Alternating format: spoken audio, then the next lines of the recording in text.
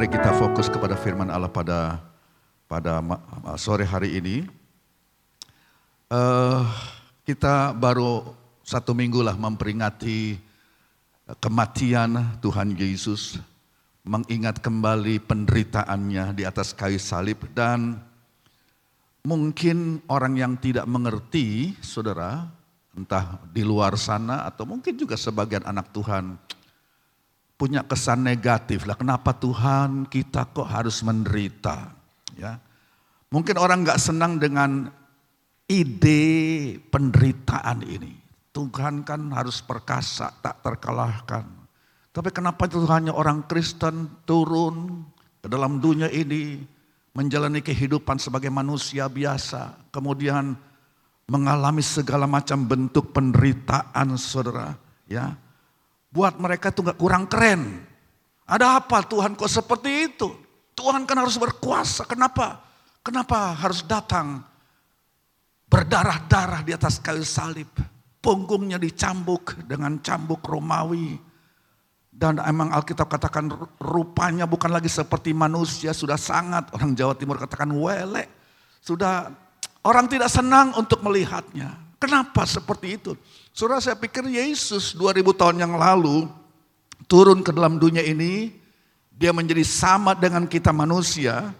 Yesus dapat skenarionya seperti ini, dia bisa lakukan, umpamanya begini ya. Dia muncul di tengah-tengah orang banyak, umurnya sudah 33 tahun, bilang saja demikian, dan langsung dia buat pengumuman, saudara, ya. Ya, aku Tuhanmu, nah, aku Tuhan yang diutus dari sorga, datang di tengah-tengah kamu umatku Israel. Dan dia mulai buat beberapa mujizat, kemudian dia mengajar beberapa ajaran, saudara, yang menyatakan bahwa dirinya lah bukan manusia biasa. Dan kemudian karena ajarannya itu orang-orang Yahudi, orang-orang Parisi mulai gak senang, gak pakai lama, Yesus langsung ditangkap, langsung dibunuh, ditombak, jebret, mati. Bangkit, langsung balik ke sorga. Gak pakai lama. Dia menderita sesaat aja. Toh intinya dia harus mati, dikubur dan bangkit. Itu sudah cukup untuk keselamatan kita umat manusia. Bukan saudara? Ya, jadi bisa skenarionya seperti itu, penderitaan Yesus gak usah pakai berdarah-darah mengerikan.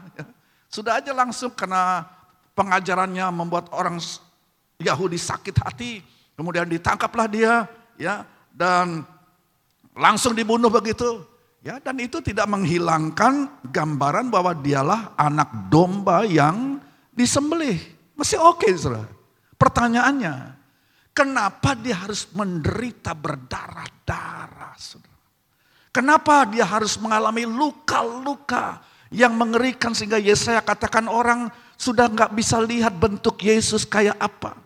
Ya, film The Passion of the Christ itu ratingnya R, gak boleh dilihat oleh anak kecil karena mengerikan sekali, saudara. Begitu epic penderitaan yang digambarkan, tapi itu masih berbentuk Tuhan Yesusnya. Ya, ini sudah kayak, ya, pemazmur berkata dia kering tubuhnya, dia begitu menderita, ya, janggutnya dicabut. Dan saudara, kenapa harus seperti itu? Bisa kan Tuhan mati langsung cepat, saudara. Seperti yang saya sudah katakan tadi, skenario seperti itu tidak pernah menghilangkan gambaran bahwa dialah anak domba Allah yang tersembelih, yang mengangkut dosa isi dunia. Tetapi pada kenyataannya kan kita melihat bahwa Yesus menjalani di sepanjang kehidupannya umur 33,5 bahkan dari kecil, saudara. Yesus sudah mengalami kesusahan. Yesus sudah mengalami yang namanya penderitaan. Ya, dia masih umur bilang saja 2 tahun ke bawah, dia harus ngungsi sama ibunya karena Herodes udah tua bangka, cemburu sama anak kecil, takut menggantikan posisi dia. Sehingga Yesus bersama dengan Maryam dulu harus ngungsi, saudara, ke Mesir, dan itu cukup jauh perjalanannya. Ya, saya ketemu juga dengan Bapak Revi menjalani jalan itu, saudara, waduh, daerah panas, berbatu-batu, dan kita bayangkan Tuhan Yesus, ya, masih balita umur 2 tahun bersama dengan Yusuf dan Maryam naik keledai. Kayak apa? Sudah menderita sejak kecil. Dan pada kenyataannya Yesus sepanjang hidupnya, dia mengalami pergumulan. Ya, dia mengalami yang namanya tekanan, dia mengalami yang namanya ujian, dia mengalami yang namanya pencobaan, dia mengalami yang namanya kesakitan, penderitaan fisik, penderitaan mental yang berat, dan puncaknya dia mati di atas kayu salib. Dan itu sepanjang kehidupannya, khususnya dalam 3,5 tahun terakhir pelayanannya. Kita baca Yesaya pasal 53, ayat yang sangat terkenal, ayat 3 dan 4. Yesaya 53 ayat 3 dan 4, dia dihina dan dihindari orang, seorang yang penuh kesengsaraan dan yang biasa menderita kesakitan. Dia sangat dihina, sehingga orang menutup mukanya terhadap dia, dan bagi kita pun dia tidak masuk hitungan. Tetapi sesungguhnya penyakit kita lah yang ditanggungnya, dan kesengsaraan kita yang dipikulnya. Padahal kita mengira dia kena tulah, dipukul dan ditindas Allah. Di dalam bahasa Inggris itu terkenal ada ungkapan man of sorrow. Yesus disebut sebagai man of sorrow. Yesus biasa dengan penderitaan. Dia manusia yang menderita, saudara. Nah, pertanyaannya, apa alasan Yesus? Seperti saya katakan tadi, kan skenario-nya bisa aja diubah jadi lebih enak gitu loh.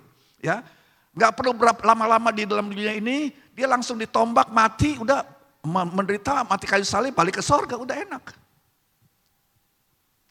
Ya, saudara, pertanyaan kita, Yesus melakukan hal tersebut tentu ada dasarnya. Dan penting untuk saya dan saudara, umat Tuhan mengerti apa alasan dibalik penderitaan Yesus ini.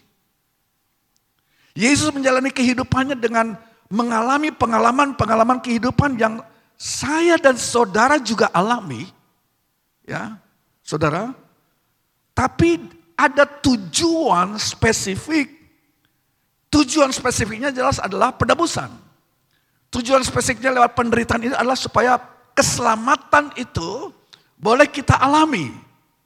Nah, dalam Ibrani pasal 5, kalau kita lihat dari ayat 7 sampai ayat 9, Ibrani pasal 5 ayat 7, saya bacakan, di dalam hidupnya, penulis surat Ibrani dengan ilham roh berkata, di dalam hidupnya, dalam hidup Yesus, sebagai manusia, dia telah mempersembahkan doa dan permohonan dengan ratap tangis dan keluhan kepada dia yang sanggup menyelamatkannya dari maut. Dan karena kesalehannya, dia telah didengarkan. Dan sekalipun ia adalah anak, dia telah belajar menjadi taat. Saudara garis bawah itu. Dia telah belajar menjadi taat dari apa yang telah dideritanya. Dan sesudah dia mencapai kesempurnaannya, dia menjadi pokok keselamatan yang abadi bagi semua orang yang taat kepadanya. Sore hari ini kita mau membicarakan tentang, ya ini masih baru 1 minggu, tentang penderitaan dari Yesus Kristus kita ini. Saya mau katakan bahwa kalau kita bicara tentang penderitaan, ya, penderitaan di dalam Alkitab, itu bukan berarti, nah ini seringkali disalah mengerti kita oleh orang Kristen, apalagi orang di luar sana. Kita saja kadang-kadang salah mengerti tentang mengapa ada penderitaan.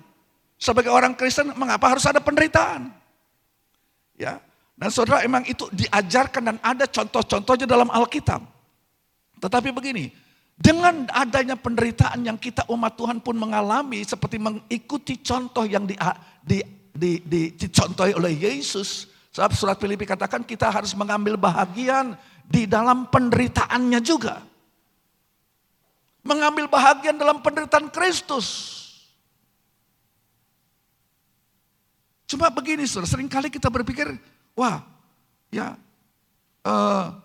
kalau kita bicara tentang penderitaan dalam Alkitab, itu bukan berarti, Bapak Ibu, bahwa Tuhan senang melihat umatnya menderita. Itu bukan berarti bahwa Tuhan mau kita umatnya mengalami kesakitan. Itu bukan berarti bahwa penderitaan yang kita alami, kesusahan, kemalangan yang terjadi, itu Tuhan lemparin sama kita. Oh, supaya kita menjadi lebih kuat iman. Oh, supaya kita lebih dimurnikan. Saudara. Kita gambarkan Tuhan seperti lagi pegang pentungan. Tuhan lagi jalan keliling pegang pentungan dan gebukin orang-orang. Supaya kapok. Belajar lewat ini kamu. Kayak gitu. Tetapi saya lihat konsepnya bukan demikian. Saya mengatakan dan saya percaya bahwa memang Tuhan kadang-kadang, ya, bahkan sering memakai penderitaan. Dan kadang-kala penderitaan yang kita alami memang membuat kita dimurnikan, disucikan. Tetapi salahnya lantas kita kemudian ada orang ya mengajar bahwa Tuhan mau supaya orang sakit. Ya, memang sudah dari sononya Tuhan kepingin supaya orang percaya itu sakit. Dan akhirnya karena itu kehendak Tuhan, kita udah gak percaya lagi mujizat. Kita udah gak ngodain orang sakit lagi, saudara. Kan salah pandangan seperti itu. Saya percaya Bapak Ibu bahwa Yesus Kristus masih mau menyembuhkan kita. Amin. Yesus Kristus masih besar kuasanya, bahkan dikatakan oleh bilur-bilurnya. Kita umat Tuhan boleh mengalami pemulihan, boleh mengalami kesembuhan, dan kuasanya belum pernah berubah. Dulu, kemarin, hari, dan sampai selama-lamanya. Karena luka-lukanya itu kita mendapat benefit dari dalamnya. Dia masih melepaskan umatnya dari kesakitan.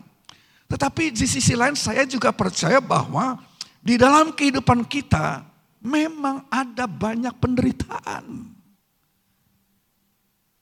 Jangan pernah mimpi kita jadi orang Kristen lantas kita tidak mengalami konsekuensi pengiringan kita kepada Tuhan dengan menjalani yang namanya penderitaan. Ya saudara, kita masih hidup dalam dunia, dan saya katakan dunia kita ini sudah jatuh di dalam dosa. Dunia ini tidak ideal, saudara. Tidak seperti Taman Eden. Sebelum ada dosa, manusia hidup ideal. Tetapi begitu Adam dan Hawa, nenek moyang kita, berbuat dosa, dan dosa mulai masuk, kutuk mulai masuk ke dalam dunia ini, dunia berubah.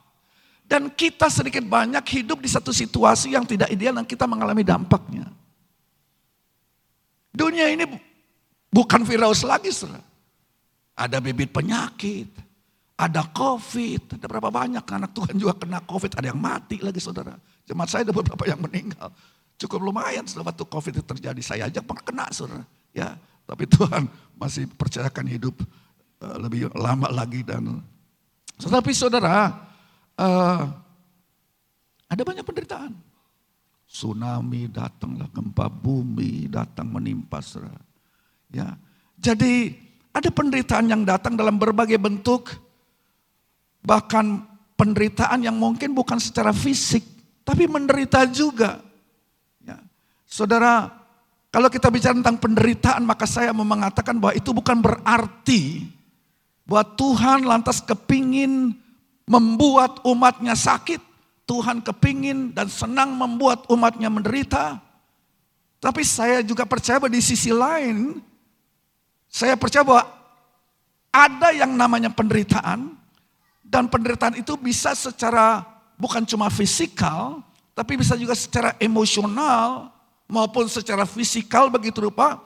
Dan bahwa kita tidak selalu mengalami kelepasan yang instan. Berapa banyak mengalami seperti itu?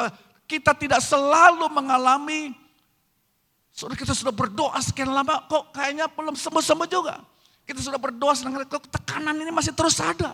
Pergumulan emosional kita masih terus ada, saudara. Bahkan kok tambah kuat. Kita berseru, di mana Engkau Tuhan? Dan itu kita alami dan itu real. Bahwa kita tidak selalu mengalami kelepasan secara instan. Kelepasan seketika dari penderitaan dan sakit penyakit. Ada peperangan, ada pergumulan. Jemaat saya, seorang ibu, saudara. Saya udah kalau lihat dia datang, ini mau nangis lagi nih. Pasti cerita lagi tentang digebukin suaminya, diperlakukan dengan kasar.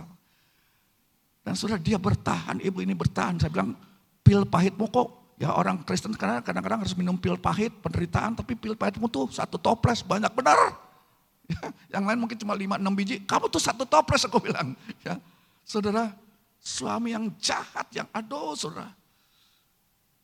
Tetapi dia tidak mau bercerai, dia bertahan terus dan luar biasa ya. Dia mengalami kemenangan intinya, ujungnya. Dan saudara mungkin juga saudara menderita bukan karena salah saudara barangkali. Saudara mengalami penderitaan mungkin karena ada orang lain yang menjadikan saudara menderita. Ada perbuatan orang lain yang tidak langsung mengena kepada saudara, tapi dampaknya saudara yang harus tanggung. Wah, nggak adil dong kayak begini. Kita mengalami penderitaan karena memang saya sudah katakan tadi, kita hidup dalam dunia yang berdosa, dunia yang tidak lagi ideal seperti sebelumnya di Taman Eden, ya saudara, ya. Kita juga menderita karena iman kita kepada Tuhan.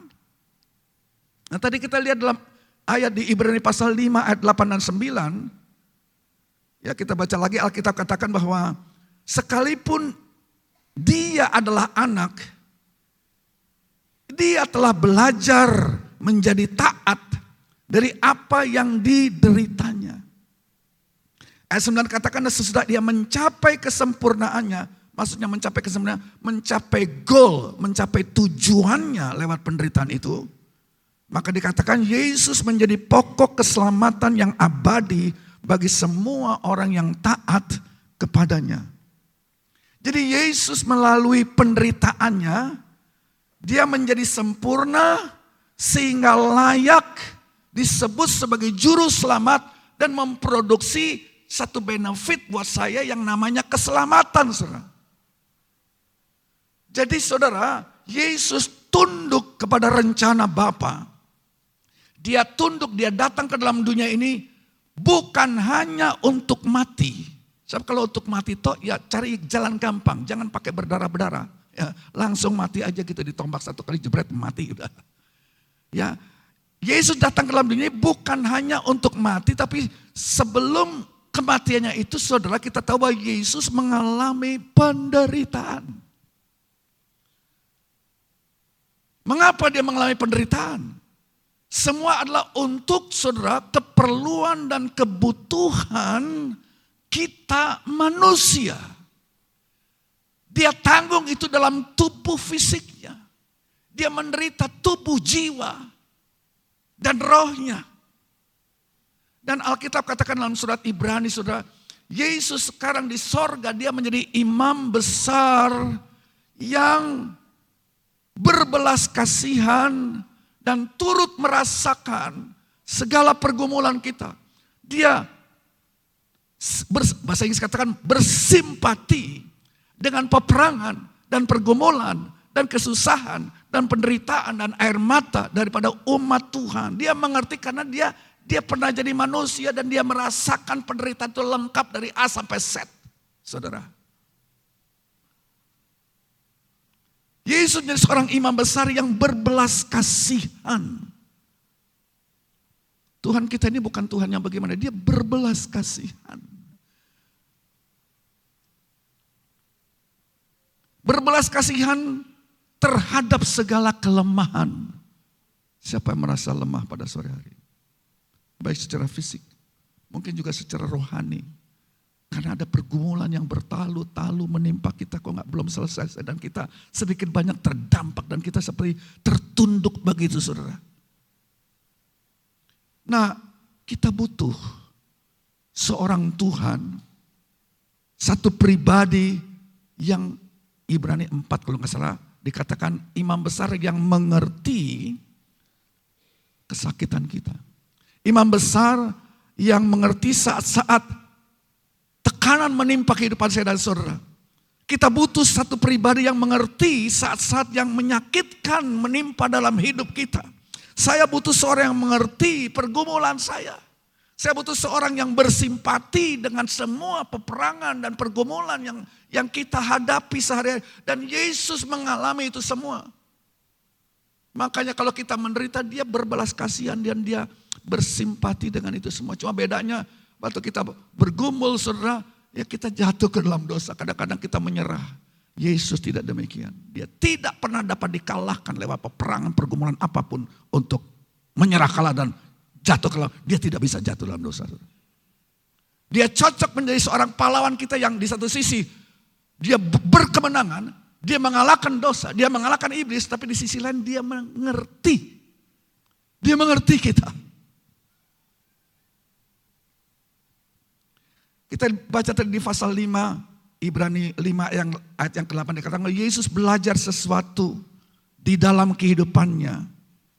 Ya, dia belajar apa? Dia belajar lewat ujian, penderitaan yang dia alami. Dan dia taat, dikatakan.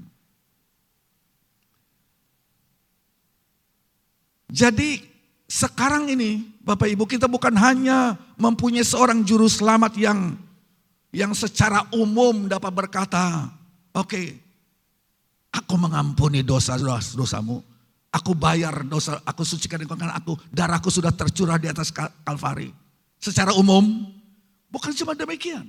Tetapi kita juga mempunyai seorang juru selamat yang pada saat kita mengalami kesakitan, pada saat saya dan saudara mengalami kelemahan, pada saat kita mengalami ujian dan pencobaan, maka Yesus dapat berkata, saya telah mengalami itu bagi kamu juga. Aku bukan hanya mati untuk membayar hutang dosa-dosamu, tapi aku mengalami semua penderitaan itu supaya aku dapat tunjukkan kepadamu bagaimana menangani penderitaan itu. Bagaimana menangani hal itu, karena aku juga dulu pernah di sana, aku tidak terkalahkan. Aku berkemenangan dengan kekuatan kuasa Roh Kudus. Itu Tuhan Yesus, itu Tuhan kita, saudara. Kalau kita mau menyimpulkan penderitaan Yesus, ya kita sudah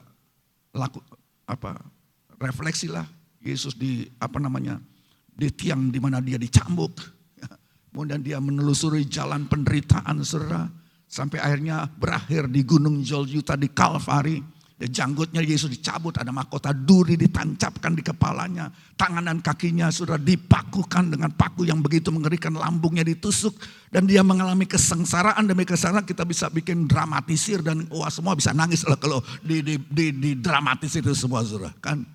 Ya. Tetapi saudara, dan satu lagi saudara, tentara Roma kita ingat sempat menawarkan kepada Yesus satu minuman untuk meredakan sengsaranya. Ya kan, kita ingat saudara, ya dalam Injil Yohanes di mana tentara Roma itu memberikan minuman yang bercampur semacam bius untuk meredakan sakitnya Yesus. Tapi Yesus gak mau. Dia menolak itu. Dia tidak mengambil kesempatan itu untuk meringankan penderitaannya. Jadi saudara, dia mengalami kesakitan itu full dari awal sampai akhir, saudara. Dia tanggung semua. Jadi kalau Yesus setelah dia mati 3 hari kemudian dia bangkit, maka saudara, saya percaya Yesus pada saat kebangkitannya bukan hanya menaklukkan maut, tapi dia juga menaklukkan kesakitan. Dia menaklukkan penderitaan. Dia menaklukkan kuasa dosa yang mengakibatkan segala macam penderitaan dan kesakitan yang kita alami.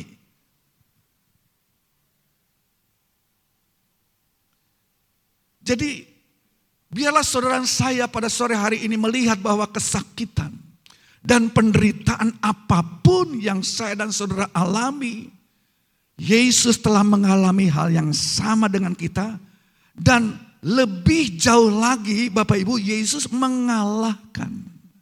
Yesus menang atas kuasa penderitaan. Yesus menang, saudara. Dia bukan cuma sekedar menderita begitu mengalami kematian, tapi lebih jauh lagi lewat penderitaannya, saudara, Yesus mengalahkan kuasa penderitaan yang bisa menghancurkan hidup manusia. Berapa banyak orang gak tahan tekanan dan penderitaan dalam dunia ini, dia bunuh diri. Dia tinggalkan Tuhan. Berapa banyak anak Tuhan yang mengalami penderitaan dan sepertinya kok lama belum ada kelepasan, dan dia patah semangat di tengah jalan. Saudara katakan, saudara, penderitaan itu mempunyai kuasa untuk bisa meluluh lantakkan iman kita.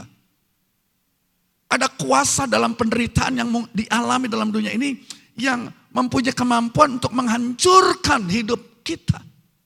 Tetapi kita bersyukur bahwa Yesus datang, ya saudara, dia menderita segala macam penderitaan dari awal sampai akhir kehidupannya, sehingga saudara kalau dia mati dikubur, bangkit naik ke sorga, maka kematian, kubur dan kebangkitan bukan hanya sekedar menyelamatkan kita, melepaskan kita dari maut, tapi penderitaan yang dia alami itu saudara, dia punya kuasa untuk mengalahkan kuasa yang kuasa penderitaan yang membuat banyak kita seringkali tidak berdaya.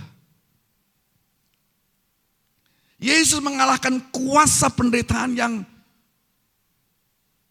punya potensi. Kalau bukan karena Tuhan menolong kita. Saudara mungkin tidak ada di sini pada sore hari ini. Jadi kesengsaraan dan penderitaan yang Yesus alami adalah untuk menghancurkan kekuatan penderitaan yang mau melemahkan saya dan saudara. Dalam pengiringan kita perlu. Yesus lahir ke dalam dunia sebagai manusia. Saya katakan sejak kecilnya dia mengalami penderitaan. Dia mengalami perlawanan dari pemimpin agama, pemimpin orang Yahudi, saudara, pemimpin politik. Dia ditinggal oleh teman-temannya, bahkan ditinggal oleh Rasul Petrus yang berkomitmen, Tuhan, siapa yang berani membunuh engkau akan berhadapan dengan, langkahi dulu ini mayat Petrus, boro-boro saudara. Ya, dia cuma ngomong itu, Petrus tuh ngomongnya cepat, pikirnya belakangan. Ya, waktu dia berhadapan dengan tantang itu dia kabur saudara. Dia menyangkal Yesus sampai 3 kali. Yesus dikhianati, Yesus ditinggal oleh sahabat-sahabatnya. Dia mengalami pengadilan yang tidak adil saudara. Dia mengalami semua itu sendiri, ditinggal sama sekali oleh semua orang. Dia dianiaya dan dia mengalami kematian sangat rendah. Saudara, kematian cara Romawi dengan digantung di kayu salib itulah sangat-sangat brutal dan dia disalibkan di tengah para penjahat. Kayak apa saudara ya? Cuma sekali lagi surat Ibrani pasal 4 katakan, sekarang ini kita mempunyai seorang imam besar agung yang mengerti semua yang kita hadapi. Kita sekarang mengerti bahwa ada kuasa lewat penderitaan Yesus. Mungkin orang-orang di dalam dunia ini yang tidak mengerti. Kenapa sih Tuhan, saudara, anak-anak kita sekolah seringkali dibully atau ditekan. Tuhanmu disiksa. Tuhanmu, saudara, itu ditekan loh sama anak-anak kita. Ya, diledekin, dibully. Tuhan mau disalib, dibunuh, berdarah-darah. Itu mungkin juga semacam penderitaan yang seringkali anak-anak kita harus jalani itu di sekolahan. Ya. Orang dunia boleh saja menghina. Orang dalam dunia yang tidak mengerti boleh saja menghina Tuhan kita yang disalibkan dan yang menderita itu. Karena memang mereka tidak mengerti. Tapi kita harus melihat, kita harus mengerti bahwa ada sesuatu yang dicapai lewat penderitaan Yesus Kristus. Tadi kita sudah baca saudara bahwa di Ibrani pasal 5 ayat 8 dan 9 dikatakan bahwa melalui penderitaannya Yesus mencapai kesempurnaan. Ya, dia mencapai satu goal saudara. Jadi melalui penderitaan dan tekanan dan segala macam penolakan yang dialami oleh Yesus, kekejaman yang dideritanya, dia mencapai goal yaitu menjadi dikatakan pokok keselamatan kita. Melalui penderitaannya dan setelah dia bangkit ada kuasa dalam dirinya untuk melepaskan, untuk menyelamatkan kita, saudara.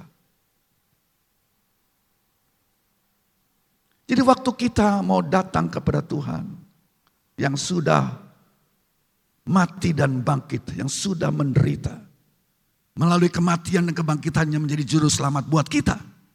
Dia mengampuni segala dosa-dosa kita. Dia menebus kita. Saat kita datang kepada Yesus, tapi begini saat kita datang kepada Yesus, dia bukan hanya memberikan penghapusan dosa. Dia menderita bukan saja supaya saya boleh mengalami penghapusan dosa, saudara. Dan itu memang luar biasa, itu nomor 1, itu besar sekali, saudara, sehingga kita bisa dipindahkan dari neraka, saudara, pergi ke sorga. Kita dipindahkan dari anak-anak gelap menjadi anak-anak terang, itu luar biasa banget. Tetapi, saudara, bukan cuma itu saja. Tidak mengecilkan itu luar biasa. Tapi bukan cuma itu tok.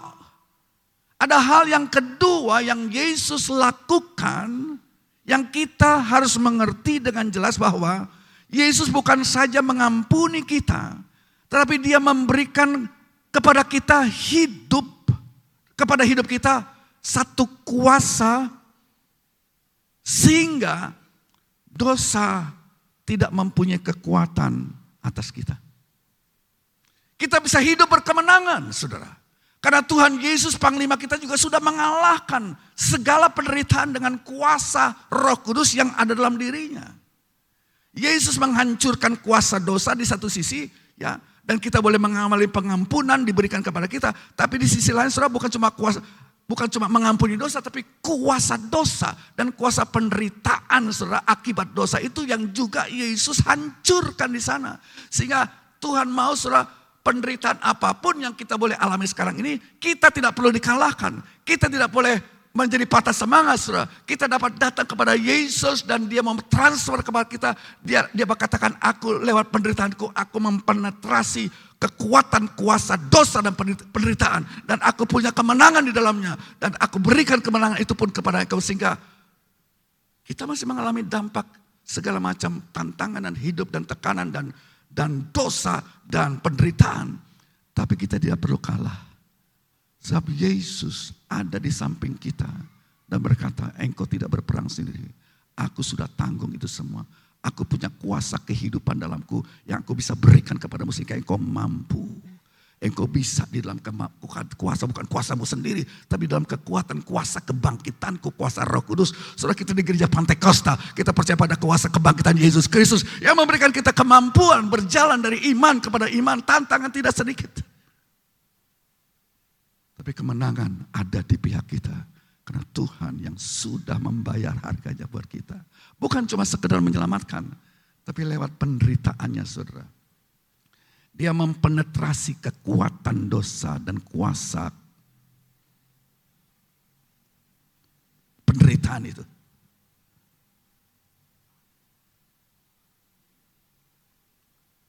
Melalui penderitaannya, saudara, Tuhan memberikan kuasa kepada kita untuk juga menang atas dosa.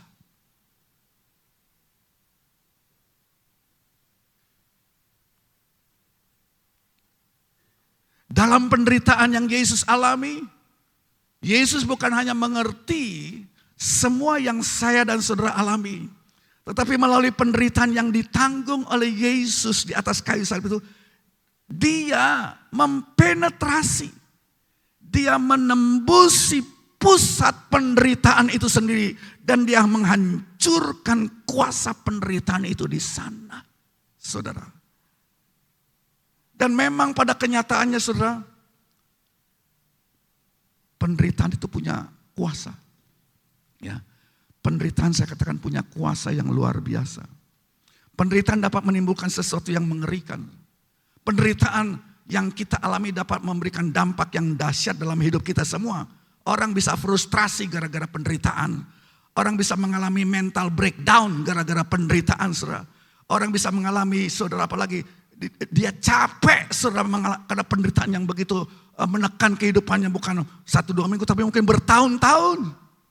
Saudara dapat menjadi begitu tertekan dalam hidupmu dan kita merasa capek dan berkata, saya udah gak tahan Tuhan. Aku lempar handuk putih, aku menyerah. Ada yang seperti itu mungkin pada sore hari ini. Jadi penderitaan itu sudah entah kesakitan yang kita alami, tekanan, pencobaan, memang ada kekuatan, ada kuasa di dalamnya. Tapi Alkitab berkata bahwa Yesus telah menebus semua penderitaan tersebut sehingga dia bukan saja mengerti semua penderitaan kita, tapi dia dapat berdiri di samping kita dan berkata, aku mengerti itu semua. Dan aku telah menghancurkan kekuatan dan kuasa penderitaan itu yang membuat kamu, kalau nggak ada kemenanganku, kalau tidak ada kekuatan yang aku berikan, kamu bisa rontok. Kamu bisa pahit dalam pengiringanmu.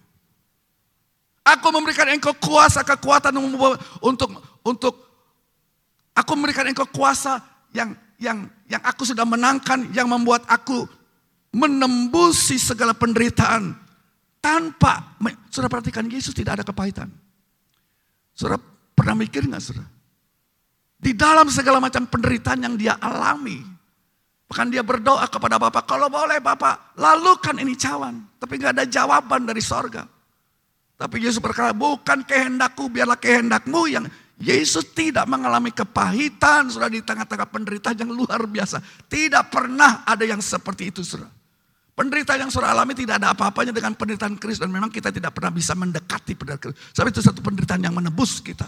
Tapi kita diizinkan oleh Tuhan untuk mengambil bahagian dalam penderitaan Tuhan dengan satu rancangan bahwa penderitaan itu bisa memurnikan kita, bisa mengkuduskan kita. Tapi kalau kita tidak diberikan kelengkapan, kita bisa rontok juga, saudara.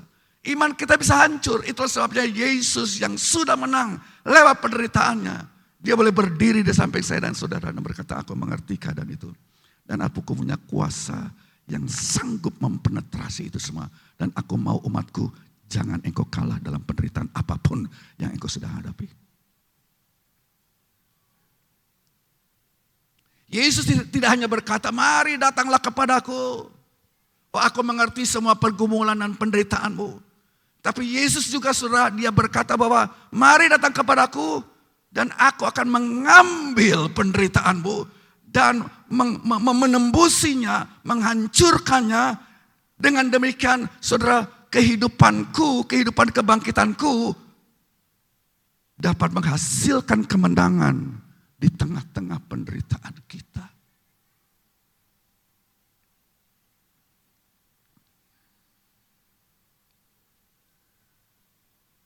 Dan kalau kita boleh mengerti hal ini, Bapak Ibu. Kalau saya dan saudara mengerti tentang rahasia penderitaan di sini. Ya. Kalau kita sudah belajar dari Tuhan, Tuhan mau katakan, aku mau mengutus engkau pergi. Sebab di luar sana ada banyak orang yang menderita juga. Ada banyak orang yang tidak mengetahui. Dan mereka nyaris putus asa di tengah-tengah keadaan yang berat menimpa hidup mereka. Aku mau engkau umatku yang sudah belajar, yang sudah mengerti rahasia bahwa aku sudah berkemenangan. Aku memberikan kuasa kebangkitanku kepadamu dan aku mempenetrasi, aku sudah menghiburkan dan memberikan kelepasan kepadamu. Aku mau sekarang engkau pergi keluar sana umatku. Hiburkan dan berikan jalan keluar. Mari bergabung bersama dengan mereka. Ada banyak orang yang putus asa di luar sana. Ada banyak jiwa-jiwa yang mereka dikalahkan karena mereka tidak tahu bagaimana menangani beban itu. Begitu berat. Seperti tidak ada jalan keluar. Tapi saudara, kita mengerti, kita punya jalan keluarnya. Kita punya rahasianya, saudara. Ada kuasa kebangkitan Yesus Kristus yang Tuhan berikan karena dia sudah menderita di atas kayu salib. Naik ke sorga dan memberikan kemampuan untuk berkemenangan. Anak Tuhan, kita harus berkemenangan dalam dunia ini. Dalam menghadapi dosa, dalam menghadapi tantangan, dalam menghadapi surah macam-macam pilihan. Karena Tuhan kita sudah menang.